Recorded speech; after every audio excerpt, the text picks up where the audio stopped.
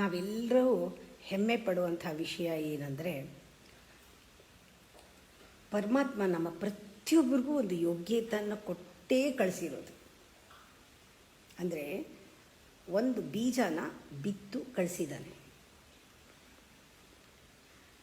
ಅದನ್ನು ನಾವು ಸುಂದರವಾಗಿ ಬೆಳೆಸಿ ಅದ್ಭುತವಾದದ್ದನ್ನು ಪ್ರಪಂಚಕ್ಕೆ ಏನಾದರೂ ಕೊಡಲಿ ಅಂತ,